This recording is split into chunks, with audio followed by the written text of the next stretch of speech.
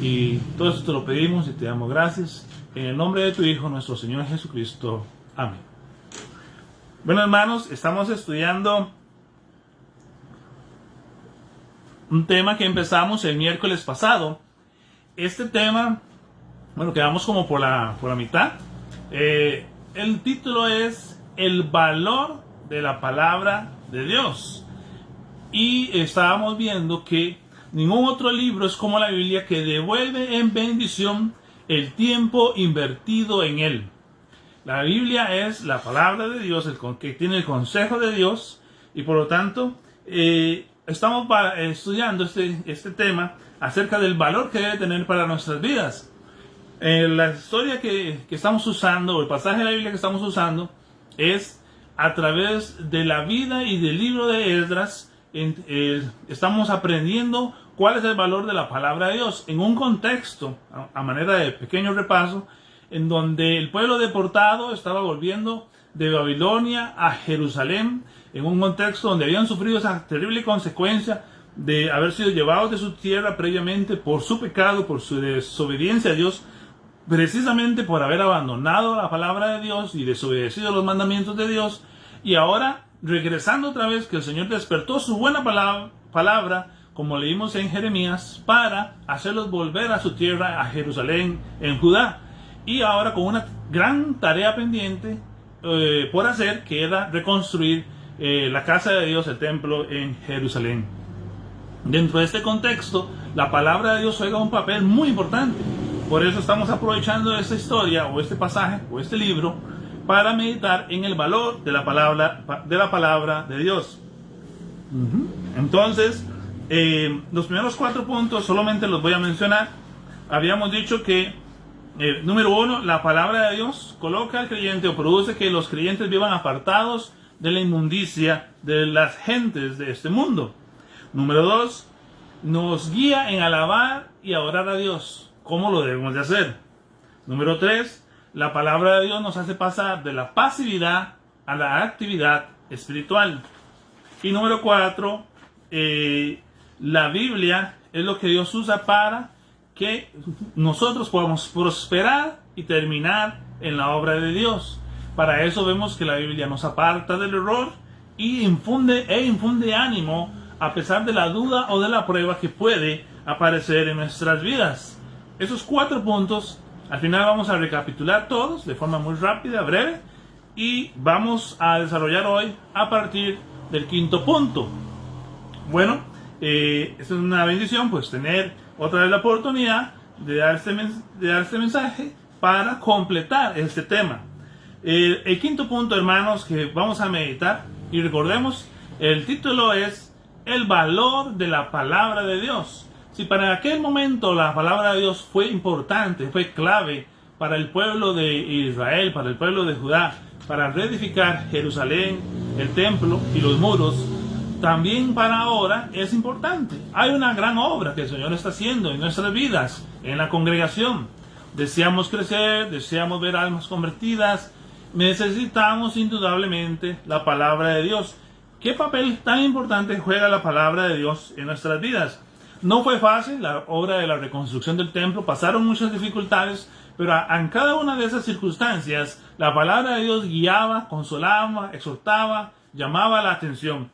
Hay veces que no nos gustan ciertos pasajes de la palabra de Dios que nos reprenden, pero son necesarios y el Señor los deja ahí para que podamos aprender y corregir también en nuestras vidas. Vamos a ir al 5º punto del mensaje y vamos a leer Esdras 9 del 1 al 3. Entonces, Esdras 9 del 1 al 3. Dice así. Esdras 9:1. Acabadas estas cosas, los príncipes vinieron a mí diciendo: el pueblo de Israel y los sacerdotes y los levitas no se han separado de los pueblos de las tierras. Terrible, hermano, porque leímos al principio que el Señor había despertado su buena palabra para apartarlos de las inmundicias del mundo. Estando ya donde el Señor los había puesto, en Judá, en Jerusalén, para reconstruir el templo, el hallazgo es que volvieron a recaer.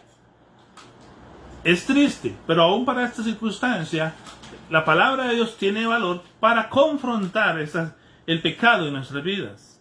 Dice aquí, no se han separado de los pueblos de las tierras, de los cananeos, heteos, fereceos, jebuseos, amonitas, moabitas, egipcios y amorreos, y hacen conforme a sus abominaciones, en lugar de hacer conforme a la palabra de Dios. Versículo 2. Porque han tomado de las hijas de ellos para sí y para sus hijos, y el linaje santo ha sido mezclado con los pueblos de las tierras, y la mano de los príncipes y de los gobernadores ha sido la primera en cometer este pecado. Cuando oí esto, Esdras, rasgué mi vestido y mi manto, y arranqué pelo de mi cabeza y de mi barba, y me senté angustiado en extremo. Ahora el versículo 10 y el 12. 10 dice, pero ahora, ¿qué diremos, oh Dios nuestro, después de esto? Porque nosotros hemos dejado tus mandamientos. 12. Ahora pues, ¿no daréis vuestras hijas a los hijos de ellos? Ni sus hijas tomaréis para vuestros hijos, ni procuraréis jamás su paz ni su prosperidad, para que seáis fuertes y comáis el bien de la tierra, y la dejéis por heredad a vuestros hijos para siempre. Y capítulo 10, versículo 1. Mirad, mientras oraba Esdras y hacía confesión, llorando y postrándose delante de la casa de Dios, se juntó a él una muy grande multitud de Israel, hombres, mujeres y niños, y lloraba el pueblo amargamente. Qué terrible es ver la consecuencia del pecado. Después de haberlos traído de regreso a la tierra de Israel, de Jerusalén, vuelven a recaer. Y eso es una tendencia, hermano, porque nosotros todavía tenemos esa vieja naturaleza vendida al pecado. El mismo apóstol Pablo decía, pobre de mí que moro en este cuerpo de pecado.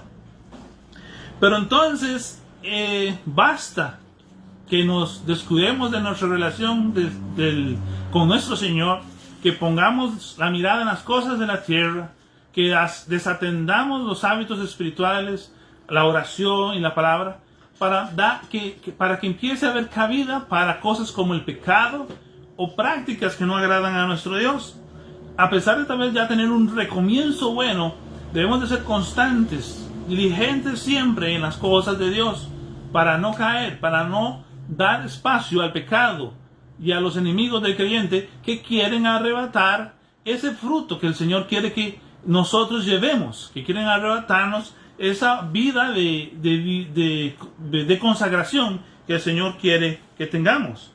Entonces, vemos acá que ellos habían pecado, lo habían reconocido, parte del pueblo de Dios, trajeron así, por decirlo así, las quejas a Esdras, y resulta en el versículo 10 que dice que porque nosotros hemos dejado tus mandamientos.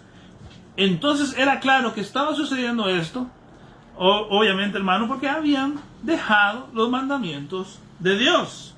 Y en el versículo 1 del capítulo 10 vemos que estaba llorando Esdras como gran líder espiritual del pueblo que se levantó en esa época. Él estaba llorando, haciendo profesión, dice confesión de este pecado. Tal vez Esdras no había pecado, pero formaba parte de la congregación del pueblo de Israel, de Judá, y entonces confesaba este pecado porque como pueblo, como nación, estaban ofendiendo a Dios. Y era una carga sobre la vida de Esdras, que el pueblo se había desviado nuevamente de los caminos de Dios, se habían desviado y no habían hecho caso a la palabra de Dios. Como líder espiritual tiene que enseñarle al pueblo que debe en el creyente salir una angustia espiritual cuando nos confrontamos a la palabra de Dios, lo que nos ha dicho, y nosotros nos hemos desviado de lo que nos ha dicho Dios. Precisamente el pecado es cerrar al blanco. Cuando, hermanos, pecamos, estamos cerrando al blanco. Dios nos ha dejado en su palabra el camino que debemos de seguir. Nos ha dejado el blanco, la meta a la que tenemos que seguir. Pero el pecado nos desvía de ese blanco, hace que nuestras vidas no tengan una dirección clara y perdemos así para lo que el Señor nos ha sido y dejamos de hacer la voluntad de Dios y por lo tanto de llevar fruto. ¿Cómo no ponerse angustiado? ¿Cómo no ponerse triste cuando estamos ofendiendo a Dios y nosotros los creyentes que vivimos ahora después de la venida de Cristo, cuando estamos ofendiendo a Cristo y que Él murió por nuestros pecados para que ya no vivamos más para sí ni para el pecado, sino para aquel que nos amó y nos lavó de nuestros pecados con su sangre. Y esto puede suceder porque desatendemos, nos descuidamos por algún motivo, X o Y que sea, y nosotros entonces debemos devolver a la palabra. La palabra es lo que nos pone. Ese es el quinto punto. La palabra de Dios nos pone bajo convicción de pecado para producir arrepentimiento. Nosotros en nosotros mismos no vamos a levantar una alerta. Como dice Juan, en 1 Juan, si vuestro corazón no nos reprende, mayor es Dios. Por su palabra Él nos guía. Él nos enseña lo que está mal. Él nos enseña nuestra falta, nos enseña el pecado, nos pone bajo condición de pecado. El Espíritu Santo usa la palabra de Dios para enseñarnos el pecado en que está y producir ese arrepentimiento en nosotros. La palabra de Dios declara nuestro error. Sería como el amigo más sincero. Se dice a veces que los amigos siempre se dicen la verdad. La palabra de Dios siempre nos va a decir la verdad. Declara nuestro error. Nos enseña nuestras faltas contra Dios. Nos enseña el pecado que hemos cometido contra Dios. Porque el pecado es eso. Es estar en contra de la voluntad de Dios. No es otra cosa sino eso también. Y entonces vemos que no solo la palabra de Dios trabajó individualmente en una persona. Qué bueno que todavía en el pueblo había esa conciencia de lo que estaba pasando, porque sabían que se habían apartado los mandamientos de Dios. La regla de Dios, que la palabra de Él está clara. Es una la regla. Y ese es el patrón de Dios para nuestras vidas, que está en la Biblia. El mundo no tiene parámetros.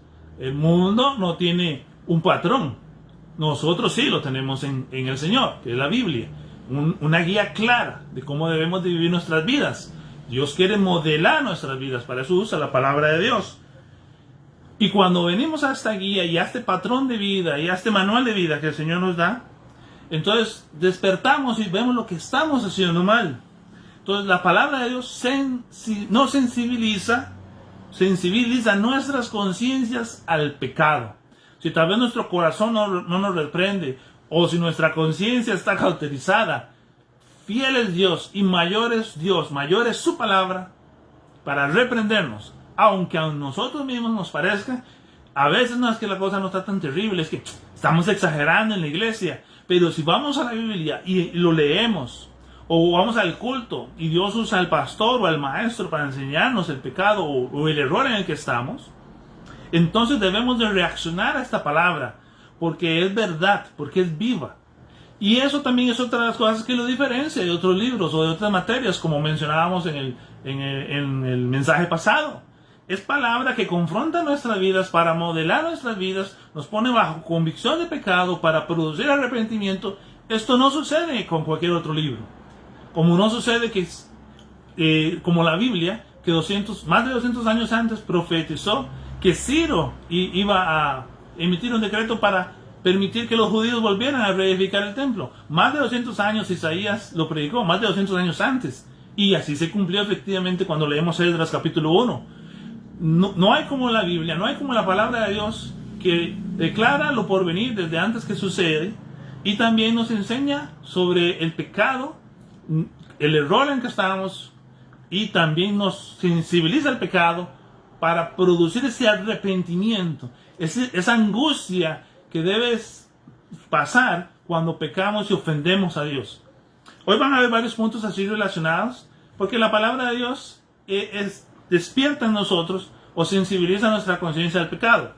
Entonces, punto 1 es la palabra de Dios, punto 5 más bien, la palabra de Dios nos pone bajo convicción de pecado para producir arrepentimiento. Estos hermanos, estos judíos, se habían mezclado otra vez con los pueblos de la tierra, con los cananeos, con los fereceos, con todos estos pueblos, y habían tomado de sus hijas, habían caído en yugo desigual, y hasta ya habían tenido hijos con las personas de esas tierras, de las cuales dijo el Señor, no entren en yugo desigual, ustedes serán un pueblo apartado para mí, Israel será un pueblo apartado para mí, no entren en yugo desigual, no se casen con hijas o hijos de otros pueblos, de los cananitas, pero no lo obedecieron y cayeron en ese pecado.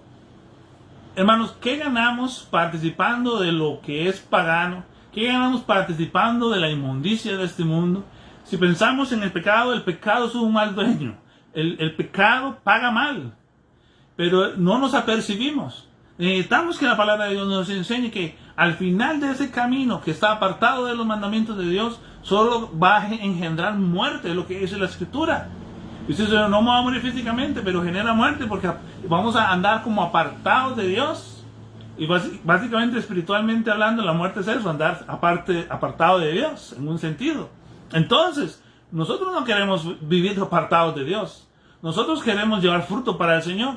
El pecado más bien nos lleva desviados de la voluntad de Dios, nos separa de lo que el Señor quiere que hagamos, de agradarle con nuestras vidas a aquel que nos amó al extremo de morir por nosotros, y también entonces no sacamos nada de participar en pecado y de desobedecer la palabra de Dios. ¿Por qué participar, hermano, entonces con el mundo? En este caso, en este ejemplo, el yugo desigual.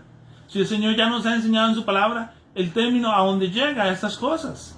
Participar del pecado, dice la Biblia, que solo engendra o da a luz la muerte.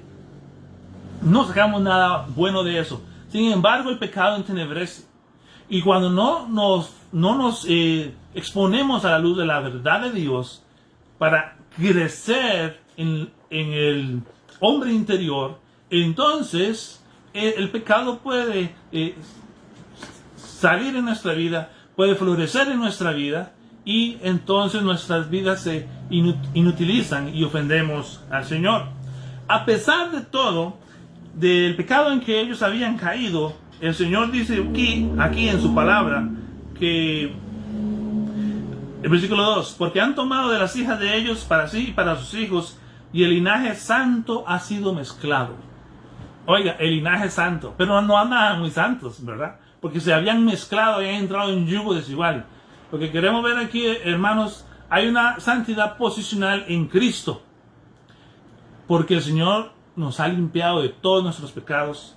El Padre nos ve en su Hijo Jesucristo justificados, completamente limpios por su sacrificio. La sangre de Cristo nos lava de todo pecado. Pero luego en la práctica debe reflejarse esta misma posición en Cristo. Condicionalmente, la santidad se refleja en la medida que obedezcamos la palabra de Dios. Cuando obedecemos la palabra de Dios, andamos como el Señor agrada. Entonces, no solamente somos santos posicionalmente, sino también somos santos condicionalmente en vida práctica. Las dos cosas son necesarias en la vida del creyente. No se vale decir yo soy santo porque el Señor me salvó y me lavó de todo pecado con su sangre, y la salvación es por gracia, no me voy a ir al infierno, y mi vida va ofendiendo a Dios y porque la salvación es por gracia. No se vale. El Señor quiere que nuestras vidas en su forma práctica reflejen esa santidad que posicionalmente ya nos ha dado, y nos ha dado su palabra, y nos ha dado el Espíritu Santo que mora en nosotros, nos ha dado el poder para poder hacerlo. Puede suceder como pasó aquí el pueblo de Israel, que decayeron, puede ser que caigamos, pero el pecado no debe ser una forma de vivir del creyente, y siempre está a la distancia de una oración de confesión, como lo que estaba haciendo Esdras, pedirle perdón a Dios, con un corazón, dice, angustiado. El creyente cuando peca no se siente a gusto. El creyente cuando peca pierde gozo. Puede ser que no pierda la salvación, pero pierde gozo, porque ha perdido comunión con el Señor. La comunión con el Señor se interrumpe por el pecado. Su vida pierde poder. No es un vaso limpio para honra, para un uso que el Señor le pueda dar útil en las cosas de Dios. Perdemos muchas cosas por el pecado. No nos debemos de confiar. Debemos de estar alertas de lo que la palabra de Dios dice del pecado, y que el Señor quiere que seamos limpios para Él, para que nos pueda usar y que nuestras vidas le agraden a Él. Entonces, vemos una oración de confesión sincera de un pueblo angustioso porque había ofendido a Dios. El verdadero creyente no se siente cómodo en el pecado. Bendito Dios, es la obra del Señor en nuestras vidas que produce eso. Pero entonces, lo más pronto posible, hermano, si estamos en una condición así, volvamos al Señor, confesemos nuestro pecado, volvámonos a su palabra, y Él nos ayudará, nos fortalecerá y nos restaurará. Ese es el quinto punto. La palabra de Dios nos pone bajo comisión de pecado para producir arrepentimiento. Luego, hermanos, yo creo que voy a ir medio citando los siguientes puntos para poder terminar el mensaje. Vamos a ir un poco rápido.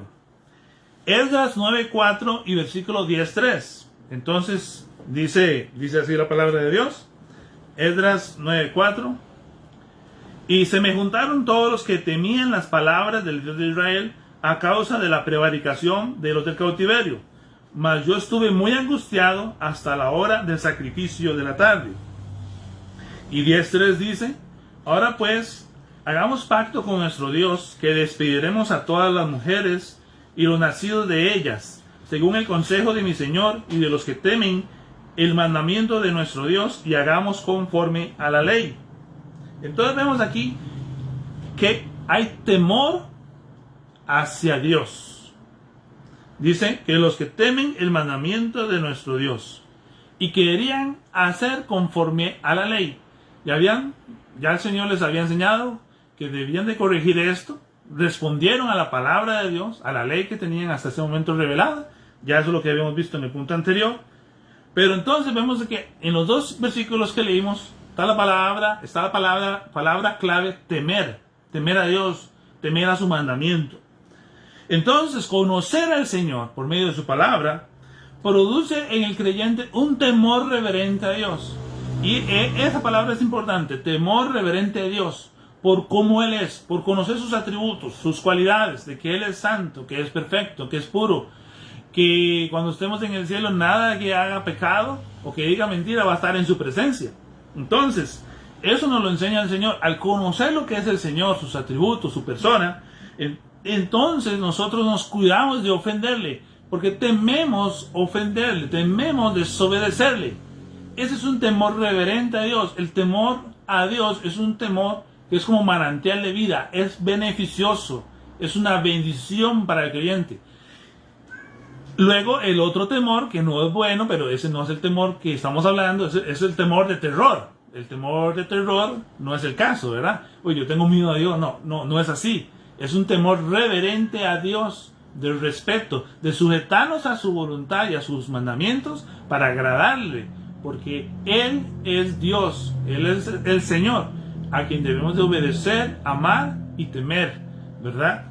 Porque Él es el creador de todas las cosas y el que nos compró con precio de sangre por medio del sacrificio de Cristo, su Hijo amado.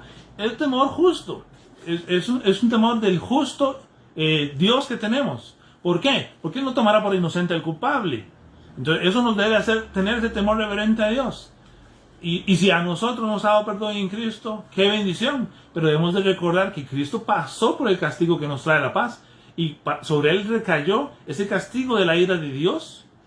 Porque el Señor no es que meramente nos abraza porque nos ama mucho. Sino Él nos amó, Él nos perdonó, Él nos recibe. ¿Por qué? Por medio de Cristo, que sufrió el castigo que nosotros merecíamos. Entonces, el Señor es justo, Él es santo, Él es fuego consumidor, dice la Biblia también. Y eso debe producir ese temor reverente que es bueno y es positivo. Ese temor reverente porque andamos en el mundo, nos ofrecen un trago, nos ofrecen un vicio. No lo voy a hacer. Eso va en contra del mandamiento de mi Señor, a quien yo temo y sirvo. Como aquellos 3 varones que en Babilonia no cedieron para adorar a la estatua de que Nabucodonosor había hecho, y entonces sufrieron en el lago de fuego. Bueno, querían que sufrieran quemados en el horno de fuego, que aumentaron 7 veces, pero el Señor los guardó porque temían más al Señor que a la ira del rey. Entonces es beneficioso en ese sentido, en total sentido, el tema del temor que los creyentes tenemos a Dios, un temor reverente a Dios. Segunda de Corintios 7:1 dice que se perfecciona la santidad en el temor de Dios. Y ese temor es alimentado, es producido, es fortalecido con una base. ¿Cuál es esa base? El conocimiento de la palabra de Dios. Porque al conocer la palabra nos enseña de nuestro Dios cómo Él es, y entonces eso fomenta el temor reverente de Dios en nuestras vidas. ¿El resultado cuál es, hermanos? Que nuestra conducta, nuestra vida va a cambiar. Tal vez, como sabemos, venimos al Señor y con muchas mañas, con muchas cosas, pero el Señor empieza a perfeccionar. El Señor empieza a cambiar nuestras vidas, empieza a modelarnos. Él usa su palabra y va creando en nosotros ese temor reverente. Yo personalmente me gusta comparar el temor de Dios como ese escudo invisible, que no lo vemos, pero que está ahí presente, que me cuida de ofender a Dios, que me cuida de pecar contra Dios. Ese escudo que me resguarda. Entonces, personalmente siempre me lo imagino así, el temor a Dios. Entonces, el sexto punto es: conocer al Señor mediante su palabra produce temor reverente a Dios. Luego, el séptimo punto, vamos a ir, hermanos, a Esdras 9, 10 al 12. Esdras 9, 10 al 12. Dice: pero ahora, ¿qué diremos, oh Dios nuestro, después de esto? Porque nosotros hemos dejado tus mandamientos, que prescribiste por medio de tus siervos los profetas, diciendo: la tierra a la cual entráis para poseerla, tierra inmunda es a causa de la inmundicia de los pueblos de aquellas regiones, por las abominaciones de que la han llenado de uno a otro extremo con su inmundicia. Ahora pues, no daréis vuestras hijas a los hijos de ellos, ni sus hijas tomaréis para vuestros hijos, ni procuraréis jamás su paz, ni su prosperidad, para que seáis fuertes y comáis el bien de la tierra, y la dejéis por heredad a vuestros hijos para siempre. De todo esto quiero destacar las palabras finales del versículo 12, hermanos. Volviendo otra vez al sendero, a obedecer la palabra de Dios, entonces, ¿qué dice? Tres resultados: para que seáis fuertes, comáis el bien de la tierra, y la dejéis por heredad a vuestros hijos para siempre. Yo lo puse así como en otras palabras, ¿verdad? De que aplicar los mandamientos de Dios, guardarlos, no solamente saber teóricamente la palabra de Dios, debemos también de pedirle al Señor nos dé su gracia para obedecerla, para aplicar los mandamientos de Dios. Si esto hacemos, Dios trae a nuestra vida prosperidad, nos hace fuertes espiritualmente y contamos con el favor de Dios para nosotros y para nuestros hijos. Entonces, todo esto sucede porque vivimos para el Señor conforme a su buena voluntad. Viene lo mejor cuando obedecemos al Señor. No pensemos que Dios es ese agua, fiestas universal. Es todo lo contrario. Cosas que nosotros no vemos, pero que si Dios las conoce, y cuando nos enseña su palabra, quiere evitarnos las consecuencias de andar en el pecado. Por eso nos enseña el buen camino que debemos de andar. Y luego el Señor nos bendice. Y las bendiciones son grandes, son increíbles. Lo contrario, solo reserva muerte y desgracia en la vida del creyente. Ofender o estar separado o lejos de Dios. Los creyentes a veces nos cuesta entender eso. Y cuando Dios nos enseña algo es por nuestro bien. Como que no le creemos. O al menos decimos que le creemos, pero en la práctica más bien estamos diciendo eso. Que no le creemos a Dios. Pero que el Señor nos ayude no solo a entender intelectualmente que la obediencia a su palabra es para nosotros prosperidad, fortaleza y el favor de Dios. Y que entonces, allá nuestras bendiciones, hermano, qué buen negocio es servir al Señor. Qué buen negocio es hacer su voluntad y conocerle por su palabra. Entonces, guardar sus mandamientos nos trae estas bendiciones. Punto 8. Vamos a leer, son dos citas, vamos a leer una nada más. Nehemías 9:3. Nehemías 9:3, vamos a leerlo.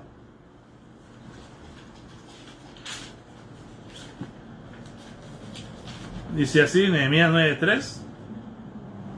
Están con Esdras, aunque estemos en Nehemías, aquí también está parte de la historia de Esdras.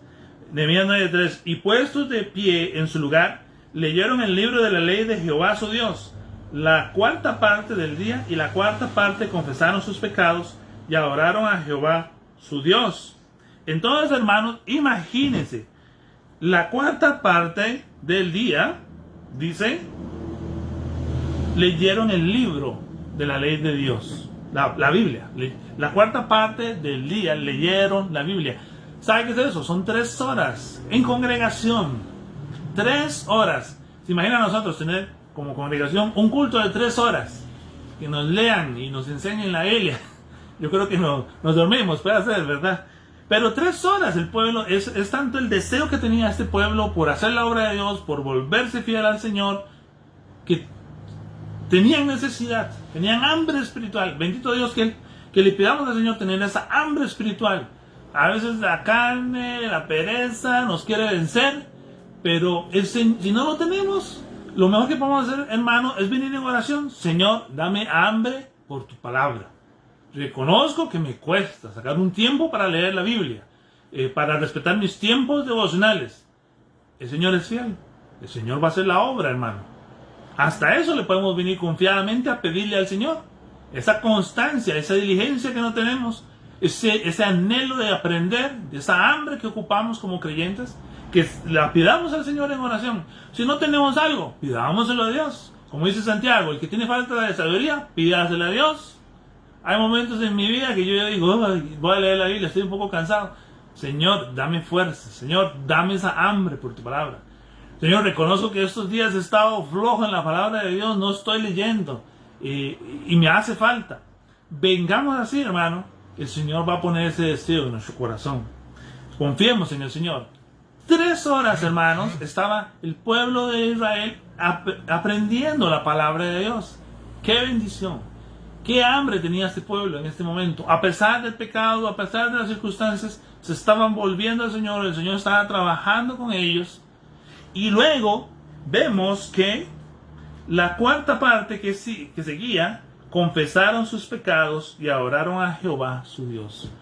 3 horas del día leyendo la Biblia y luego 3 horas del día confesando sus pecados.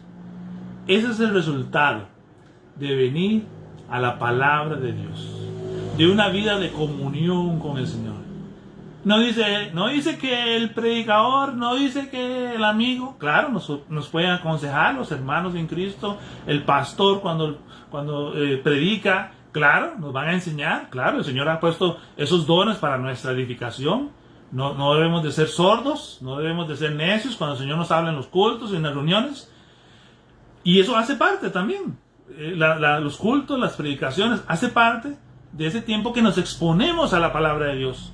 Y en nuestra vida personal, cuando leemos la Biblia y tenemos nuestros devocionales con la palabra de Dios y pasamos tiempo con el Señor, el resultado en automático es que nuestro pecado, si tenemos, lo confesamos.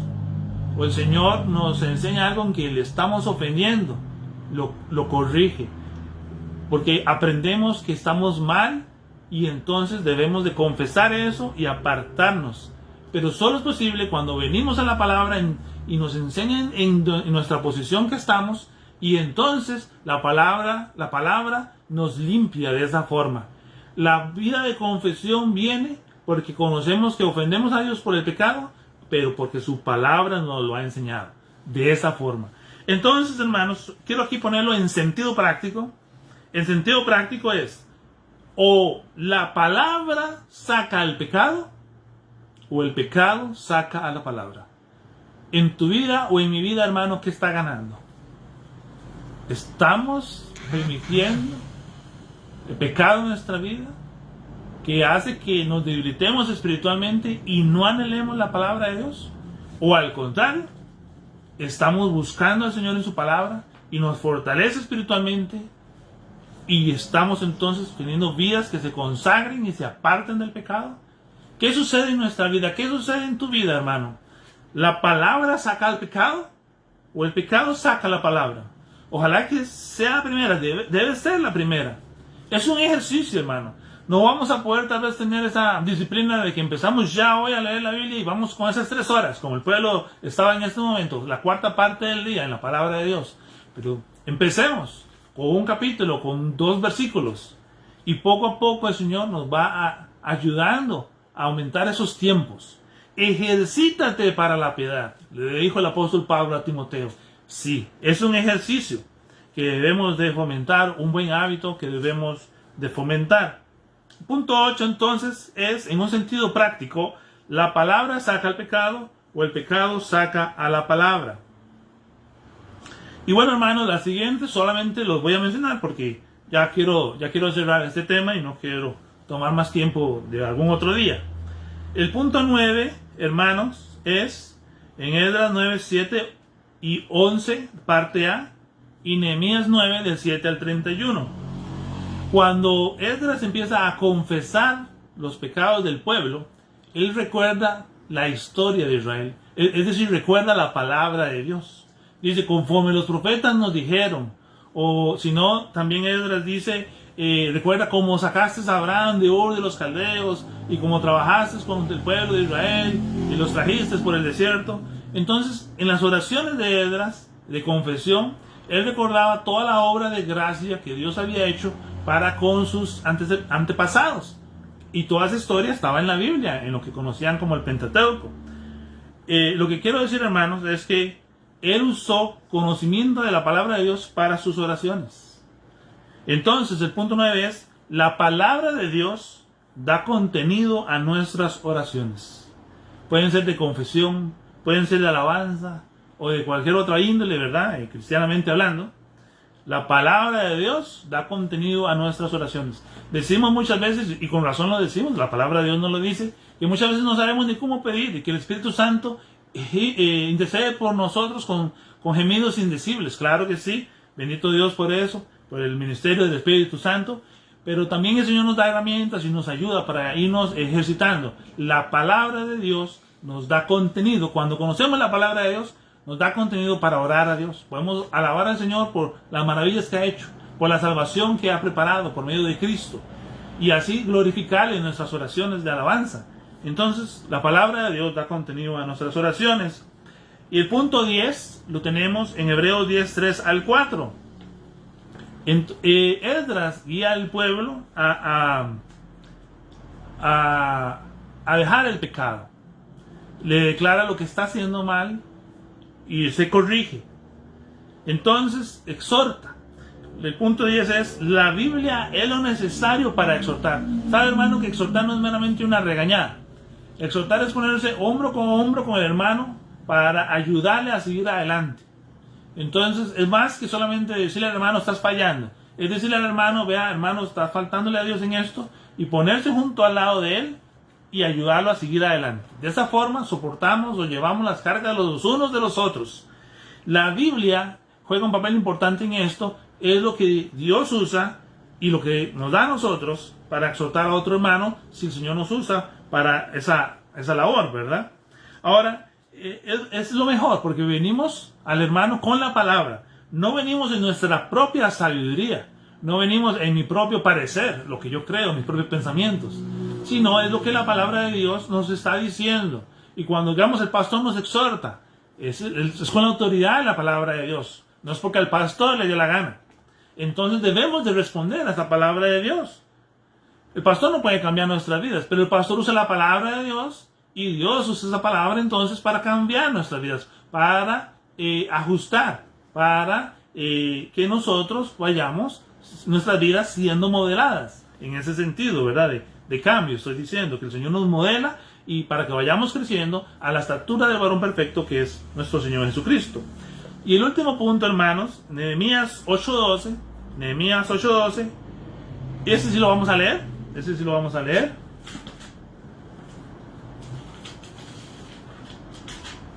Nehemías 8:12 dice: y todo el pueblo se fue a comer y a beber y a obsequiar porciones y a gozar de gran alegría, porque habían entendido las palabras que les habían enseñado.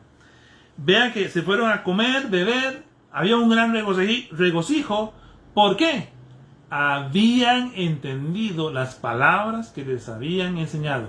El entender la Biblia trae gozo. El mundo nos dirá, loco, ¿para qué va tanto al culto? Con una vez basta la semana. No, es que vamos para aprender. Vamos porque el Señor nos manda a congregarnos y aprender la palabra de Dios. Yo claro que sé que a muchos les ha pasado que están estudiando la Biblia, estamos estudiando y Dios nos entrega una perla de conocimiento, un tesoro de su palabra, y hasta uno siente un regocijo de decir, y alaba al Señor en ese momento: Señor, qué grande eres, este tesoro en la Biblia que me has dado, que me has enseñado por tu Santo Espíritu. Y uno se llena de gozo por la palabra de Dios. No hay otra fuente de gozo como la palabra de Dios. A las cosas naturales de este mundo pueden darnos cierta alegría, pero el gozo que nos da la palabra es el gozo verdadero. Entonces, de esa forma, conociendo a Dios y conocer lo que Él desea para poder servirle y poder agradarle. Entonces, hermanos, voy a mencionar los 11 puntos muy rápido, recapitulando. El punto 1, la Biblia produce que el creyente se aparte de la inmundicia del mundo. Punto 2, la Biblia tiene las instrucciones de cómo guiar la alabanza y adorar a Dios. Punto 3, la palabra de Dios nos hace pasar de la pasía a la actividad espiritual. Punto 4, la Biblia es lo que Dios usa para prosperar y terminar la obra de Él. Punto 5, la palabra de Dios nos pone bajo convicción de pecado para producir arrepentimiento.